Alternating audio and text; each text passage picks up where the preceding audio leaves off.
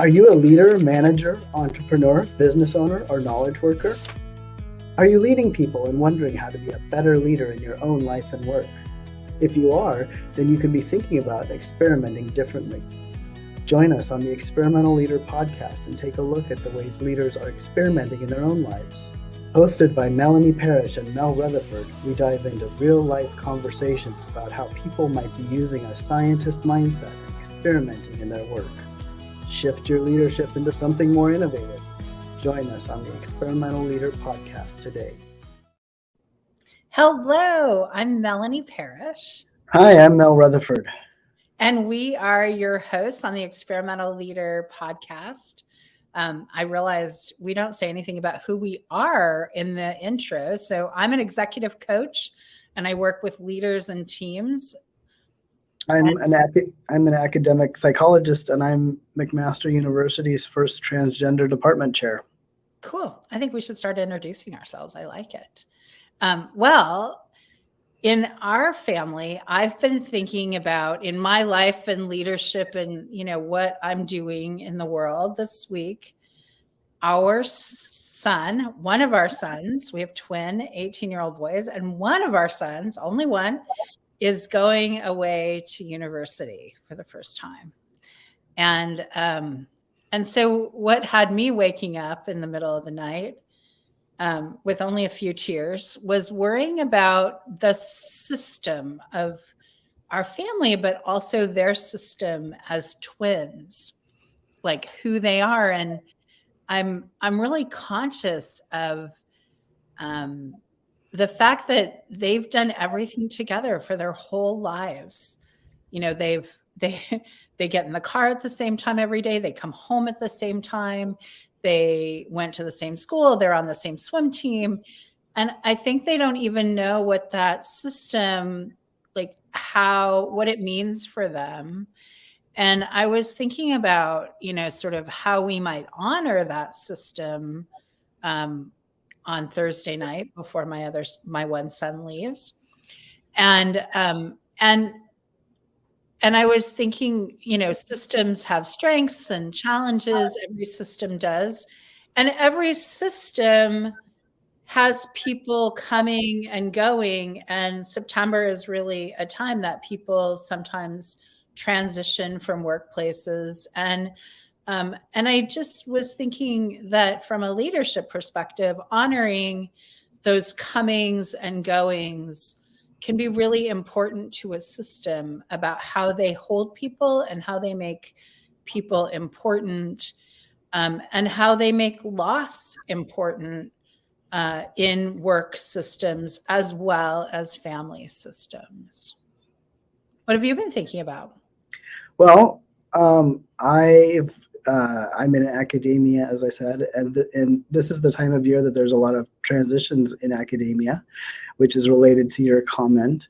And I've been experimenting and thinking about thank yous. And right now we've got a lot of graduate students who are moving on to new endeavors.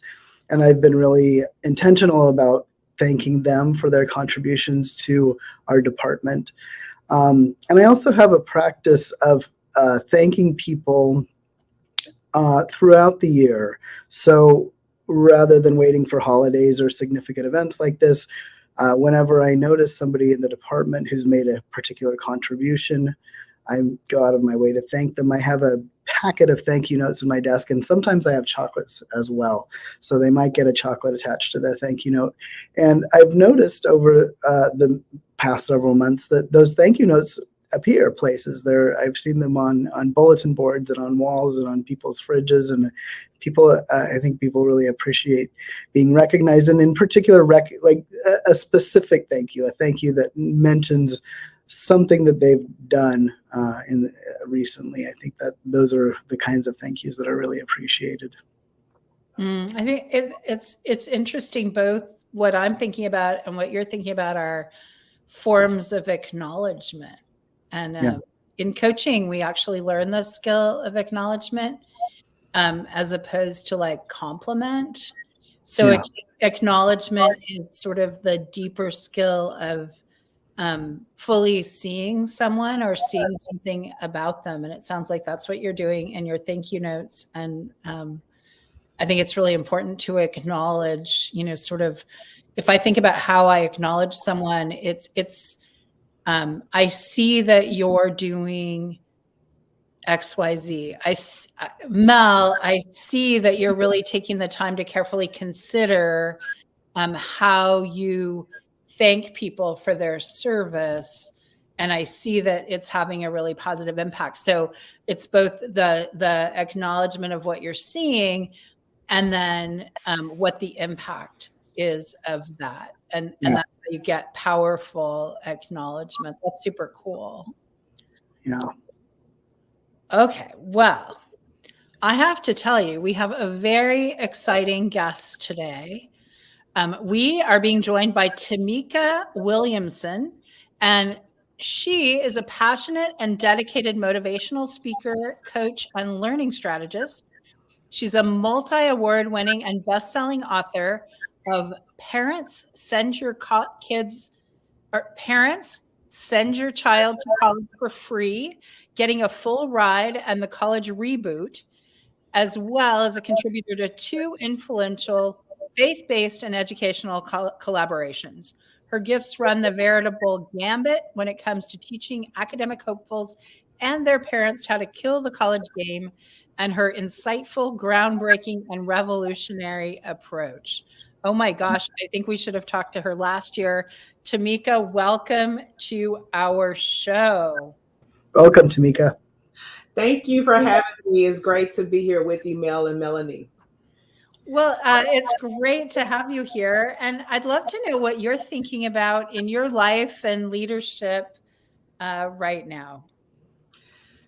What I'm thinking about right now as it relates to leadership, I'm actually reflecting on how to become a better leader. I know that sounds so simple and so bland in some eyes, but really, when I think about just some of the challenges or transitions we've had recently, it causes me to reflect. Is there something I could have done differently? What can I do better?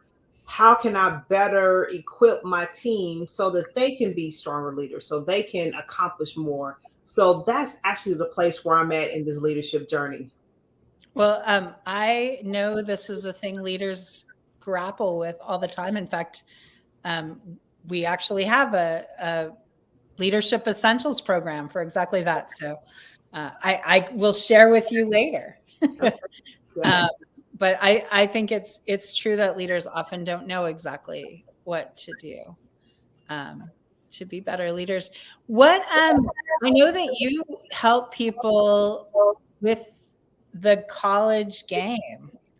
What should people be thinking about if they have a kid who wants to go off to college, or as in Canada, we say university. Colleges are more trade schools here. So I'm always, when I have college university conversations, it's one of the words that I'm most aware of the difference between the US and Canada. Yes. Besides the fact that I think you have a better education system, but neither here nor there. But when I think about college as a whole, especially in the United States, it is a game. And unfortunately, it's a game that's designed for families to fail if they don't know and understand how to play it. So understanding how schools fund, picking a school based on what your funding needs are versus, hey, I see that school on TV. That school's part of the Big Ten. It's part of the SEC. I want to go to those division type schools or whatever, what I call emotional reasons. We got to understand the backdrop to how the student loan system is funded, how that trap is set up behind the scenes that families constantly fall into, and how it leads to a lifestyle of debt. And that's not what we want for our kids or what we want for ourselves as adults. What's the number one thing that students don't know that would make the biggest impact in their lives about college funding? One of the things the biggest thing I would say is, there's a couple. The first thing that comes to mind, that's what I'm gonna go with. Start looking for scholarships in middle school, or elementary school, start looking for scholarships sooner. That's really the biggest thing, because that's going to help them have options. I'm like, okay, I hear this. I kind of get what you're saying, but I don't even know where I would look. I've got 3 kids in college right now, or, 2 in college this year and 1 outside. Where do they look? So there's a variety of places you can go to. You have many scholarship repositories like CapEx. You have the Scholly app, especially when kids start early, like in 9th grade. You have the raise.me, which is a crowdsourcing website, which is pretty cool, because I tell kids it's like you're getting paid an allowance to do the things you should be doing, except you're getting scholarship dollars to do the things you should be doing, earning A's, going to college events. Utilizing those sites like that, bold.org, and thinking outside the box when it comes to scholarships. Competitions, utilize your gifts and your talents, whether it's drawing competitions, musical competitions, gaming competitions. All of those competitions translates into scholarship dollars that they can earn over time, and they can apply it towards college. Is there such thing as a scholarship that's too small to bother with? Yes. I used to say no, but no. Yes. I've seen scholarships, they may be awarding $250, but they want you to write a 500-word essay. I believe in making good use of our time. I don't think that's a good use of time. I think you're asking for too much for $250. So I definitely believe in reading the requirements and make sure it translates into the dollar amount they're asking for. But a $250 scholarship, and you may have to give maybe 100 words or less essay about yourself, I say do it, because that $250 can cover books.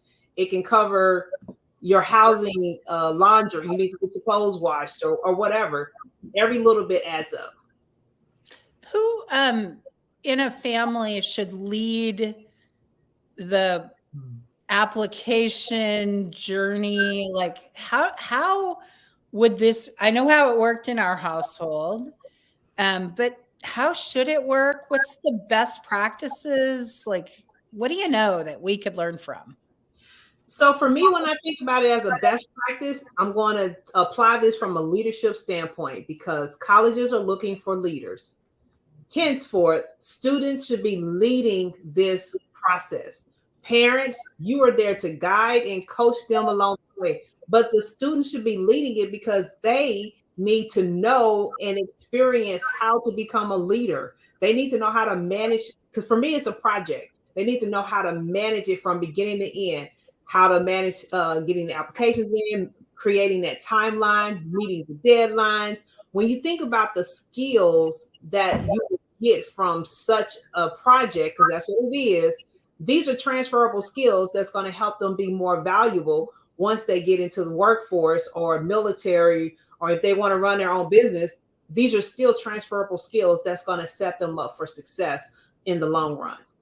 So the scholars, I tell all the scholars, we got ours. This is your journey. You should be leading it. And what if they don't? If they don't, this is why I encourage the parents to still get involved and help, because some of them take a little bit longer to get there. And it doesn't mean you just do it all for them. You kind of ease them into it. So maybe you start and you kind of set up the framework, but you explain to them how it's done. And then you assign them a couple of tasks. Let them work those tasks. Once they get through that, then you assign them some more. So then you take an iterative approach to where in the end, they would have taken on a lot more of the responsibility. You just have to ease them into it. Yeah, with our guys, one totally took care of everything. We did hire a consultant to help with essays, because we're in Canada and they were applying to US schools. We felt like that was a really useful thing, because they don't get anything from their school. They don't have anyone talking to them about it. Okay. Yep. So one took care of everything and applied to 8 schools, I think, and one applied to 1 school with a lot of help. So So we had the diversity of both approaches in our house. But they both got into their favorite school. They both got into their first choice school, which now that's remarkable right there. It I mean, is. that doesn't always happen. But the example you gave is typical. I've seen it happen where, especially in the same household, one take it and run with it. The other one, the parent is begging them, can you at least sign your name? And that's why I tell parents, you know your child. You know them better than anybody else. So this is where you may have to get creative in how to engage them and influence them to take advantage of the process. I think our low moment was when we were near deadline on a college essay. And I said, I just need you to put down your dream. What's your big dream? And my kids said, I want to be a soccer player. He's never played soccer. Never played soccer. So he was like, just leave me alone. Okay. Yeah, he was just like, leave me alone. And I was like, he's a competitive swimmer. So it was just it was so bizarre. It was like, I want to be a competitive soccer player. It was a big low. It was like, wow, okay, I guess we're done.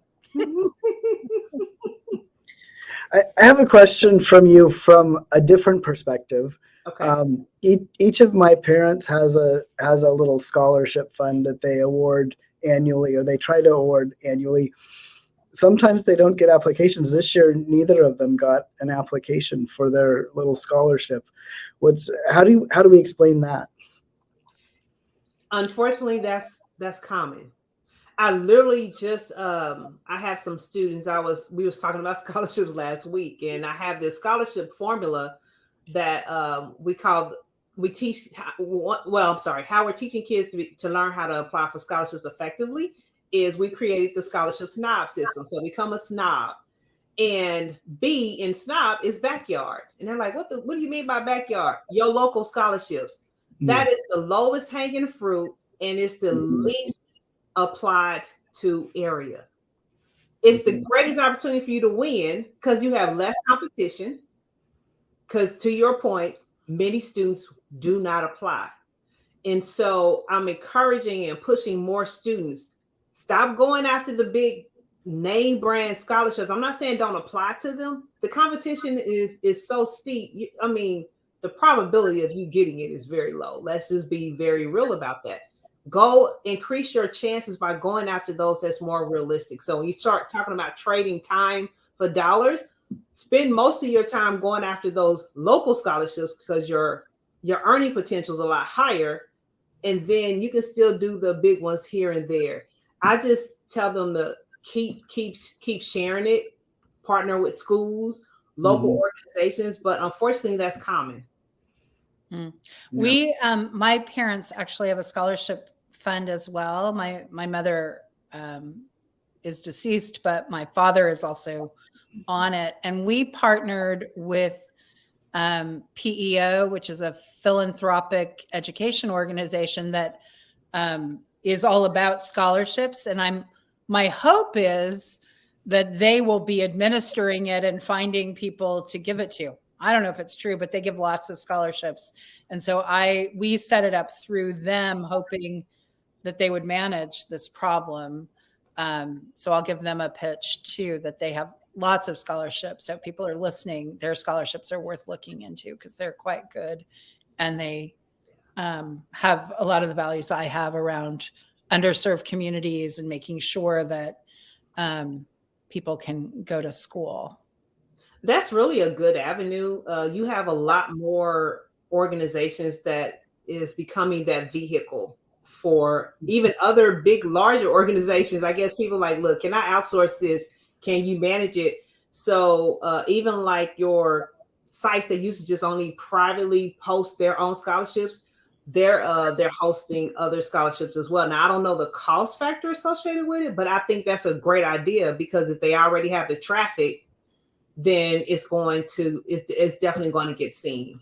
Yeah, I'm pretty sure that there's some kind of administration fee through PEO for administering it, but they take it out of proceeds of, having the dollars there. So it's not a fee that we would see. It's invisible. Yeah, no, I would definitely say find some partners, and even schools. You have more and more colleges allowing people who have their own foundation, their own funds, to put it on their website if it's tied to a school, if you're alumnus of that school, or some type of organization who has a large following. I will look for those type of partners as well. But those are all qualified vehicles you can definitely check out to help get the word out to more people. I'm also curious where you fall on things like ACT, SAT, things that are test optional, not test optional. How should people be thinking about all of that right now? Test optional is great in theory if everybody had the same standard. Because that doesn't happen, I still advocate for kids to take the test. My main reason is this: why create limitations of opportunities if you don't have to? Because when you start talking about test optional, I call it the big gray blob, because it's a whole bunch of gray matter. It means one thing at this school, it means another thing at this school. Don't know. The system is already confusing enough. We don't have time to try to decipher, am I going to get money here and not get as much money because your test optional? So go after the test as if it's not an option, and then submit it. Your best bet when you start talking about test optional versus not doing a test is if you're going to go after a test blind school, because they are truly basing it off your merit and whatever those other qualifiers are, and their funding is not tied to the testing at all. But when you start talking about test optional, I just believe in students go ahead and have a test. I'm also curious how you think the recent Supreme Court ruling on affirmative action changes the landscape and how people should think about that. So it definitely changes the landscape in some regards. I think that on one hand, it's kind of pushing us back to have where we're kind of going to have those segregated schools, because some schools are going to continue to recruit using those factors, whereas some schools aren't. And the competition is going to shift accordingly, and you really are not going to know and understand whether or not it's in your favor or not until you apply. So I think some schools are still trying to figure out which way they're going to go, what's doing the right thing looks like, while other schools are probably going to get pressure by their board. So depending on what their board makeup is, I think that's going to influence a lot of the decisions. And then you're seeing for HBCUs, they're seeing an increase, but the challenge still lies with the inequity of funding. So they get the increase of students, but the funding is still not there for them to really support the students the way they need to support the students.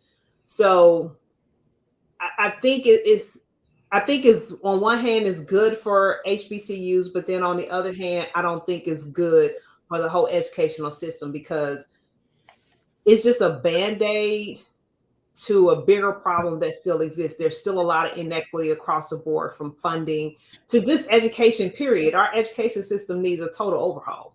Let's start there. So talking about the Supreme Court decision and the impact on education, it's only tackling one small but major part of this whole ecosystem that's messed up.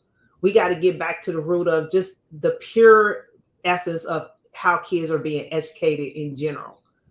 A lot of kids are not being educated. So that's the problem. I think that's bigger than anything that we're looking at. Yeah, and I think it's really interesting that the more segregated piece is really interesting. I was also wondering if it might be important for BIPOC students to mention hardship in their essays in a different way, because apparently that's something that could be considered. So I was wondering if you were counseling that. I've been trying to understand, also sort of impact, and it's hard to know right now, I think, but It is. It's more gray matter. yeah, Because I think it's really interesting that your comment that you can't understand, so you kind of have to just apply, like you kind of have to see what's the impact's going to be. I think that's really interesting too. I think it's more, it increases the need now for students to have more options. Mm-hmm. So really diversifying your schools and being that much more intentional about the schools you're applying to, even down to the politics of the state. Because now we have that dynamic happening. When I'm talking to my kids, my students, I'm like, there's things you got to consider that we didn't have to consider 4 or 5 or even 10, 15 years ago, that you have to look at the politics of the state. That may be a state that's not friendly based on what your sexual orientation is. That state may not be friendly for you based on what your religious background is or the color of your skin. So now you can't just look at the name of a school. You got to look at, where is that school housed? Because it may be a good school, but the outer perimeter of that school is still a factor. That school is not an incubator where you're going to be safe. You got to leave the campus at some time, and that's where you can face some challenges. And you got to factor all those things in when selecting schools. So I think it's so much more important for families to have this conversation, be realistic, and really cast a wider net now in terms of school options, and not be so married to a dream school or one school, because that dream school just may not be the right fit for you. Yeah. Well, I know in our family, our kids identify as queer spawn, because they grew up in a queer household, and they have all the same like they have their own challenges about coming out and lots of things. And so we encouraged them to, be aware of that identity, and they're applying because they live that identity. And so that it's interesting how families have these conversations. We had all sorts of conversations about our family as we were applying, as we were coming up with essay topics, some of which they followed, some of which, we talked about wanting to be soccer players, but, all of that. So I think these are, there's a depth to to your work. Like there's a depth in families. There's a depth to, working together, to partnership in this journey. Yeah, I mean, we want our kids to be safe. We want them to go live their best lives, but we want them to be safe doing it. So when they leave the home, we want them to come back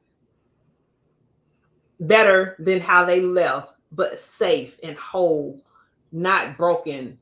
And just, I mean, yeah, it's a stressful time. It's just a stressful time. Well, where can people find you, Tameka? Well, people can find me on all social media outlets. So I am Coach T Will on IG, Twitter, well, X now. So IG. I'm noticing our little Twitter up in the corner. I mean, it just doesn't, it doesn't fit. Oh my goodness. But I am Coach T Will, and worst case scenario, just collegeprepboss.com. It'll connect you to all our social media platforms. That's great. Thank you so much for being on our show. It's been delightful to talk with you today. I appreciate you having me, and my heart goes out to you with those twins leaving. I have my twin niece and nephew started this fall too, but they went to the same school. They are not going to the same school. They're not going the same year. It's all sorts of interesting at our house. New adventures, new chapters. Thanks for being here, Tameka. Thank you so much for having me. If you'd like to learn more about how focusing on bottlenecks can transform your own leadership, check out my book, The Experimental Leader. You can get a copy at book.experimentalleader.com. I think you can magically transform your leadership by spending more time focusing on your bottlenecks and less time focusing on your challenges.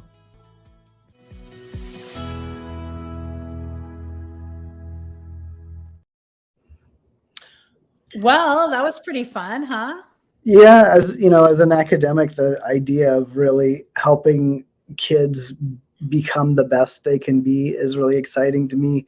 And one of the things that really stood out to me about this conversation was this idea of looking for the scholarships in the backyard. If a kid can find a scholarship that's really specific, that's really local, that not a lot of other people are competing for, then that might be their scholarship. Yeah, I think that's true. And I think also just the idea that the skills that they're learning to apply to universities is transferable. Like, for sure, that I see how that's true. I think our kids learned to write better when they were doing their applications. I think there was huge gain in that process. And there was this process of self-reflection that I hadn't seen our kids go through before. Yeah, definitely. There was some big gains in that, and also us telling stories, helping them contextualize some of what they were doing with their essays and things like that. I actually, we're in Canada and we don't do essays in the same way in Canada that they do in the US. And I think it's a missed opportunity. I think a lot of that learning came from those personal essays. I don't know where you get that in Canada. So I'm glad that our kids had that experience. Yeah. It was a really cool experience to have them do those essays. Well, I think that's a wrap on this week's episode of the Experimental Leader podcast. It's been great being here with you today. Go experiment. Thank you for joining us on another episode of the Experimental Leader. We hope you have found value in today's episode because we're dedicated to helping you become the experimental leader you want to be. To access the show notes or learn more, visit melanieparish.com. Go experiment.